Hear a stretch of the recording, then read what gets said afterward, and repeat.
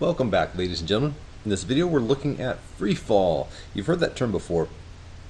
It's basically a special condition of constant acceleration, or where an object is moving under accelerated motion.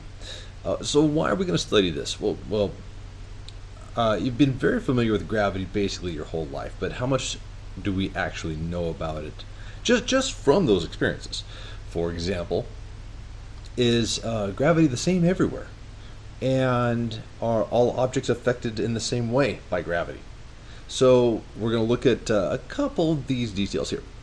Acceleration due to gravity. This can be easily measured and tested, and it's been found that at Earth's surface, acceleration due to gravity, which would give this little symbol lowercase g, is equal to 9.8 meters per second squared at Earth's surface. Now this is an average number. It's not quite exactly the same at all locations on our surface, but it averages out to right around 9.8. And in fact, this is close enough to 10 meters per second that for some quick mental calculations, you could use 10 and you'll get pretty close.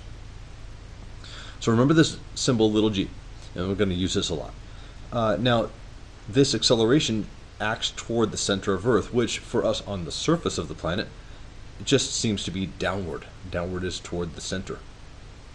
Now, free fall, here's the definition, and it's real important to understand this from a couple different aspects. So, when an object's motion is being affected by gravity only, and the effect of air resistance can be ignored. Notice what this doesn't say. What is not described here? Well, it doesn't describe which way the object must be moving. It doesn't say the object has to be falling. It doesn't have to be moving downward. And that's really, really important. Things can be in free fall, and they may not be moving downward. They certainly could be, but they don't have to be. So that's real critical. We're going to come back to this idea a couple times here and there about objects that are, well, they could be falling downward, but they could also be moving in some other direction and still be experiencing free fall.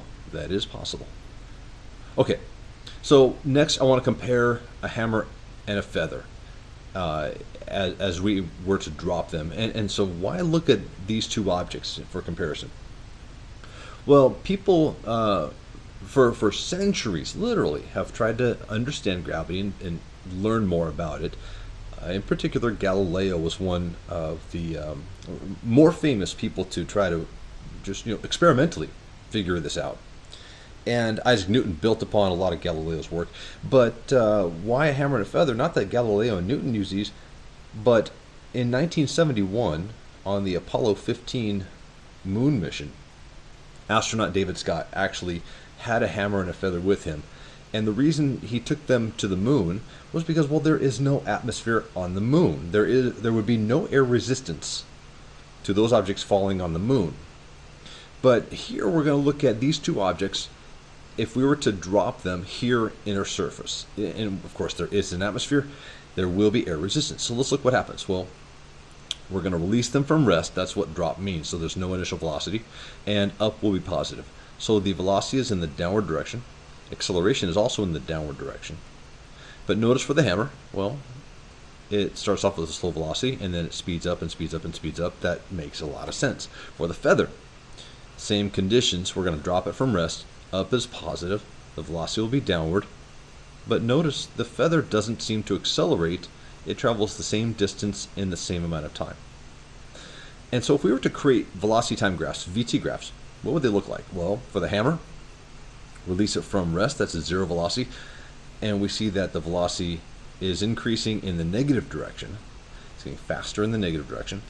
We see a negative slope to the line, and that means we have a negative acceleration. That makes a lot of sense. And it's pretty constant. And what we see is that the acceleration is equal to negative g, so negative 9.8. That makes sense. What about for the feather? Okay, well, once we release it from rest, it has to speed up a little bit, or else it won't go anywhere. But it doesn't ever achieve a very fast speed. The velocity is still negative, but it's a very small amount, and it pretty much remains constant after that until it hits the ground. And so for the bulk of this time, we see the slope is 0. There is no slope. And with the 0 slope on a velocity time graph, you have acceleration equal to 0. So why is that? What's the feather experiencing that the hammer's not? Well, air resistance cannot be ignored for the feather here on our surface. For the hammer, do we have free fall? Acceleration is negative g. Yes, we have free fall. For the feather, we basically have no acceleration. Air resistance cannot be ignored. No, we do not have free fall. Now, what do you think happened with astronaut David Scott in 1971 on the moon? He took a hammer and a feather and held them at the same distance above the surface of the moon and released them from rest. He basically dropped them. What do you envision happened to the hammer and the feather? What do you envision he saw as a result? Think about that for a second. Remember, there's no atmosphere on the moon.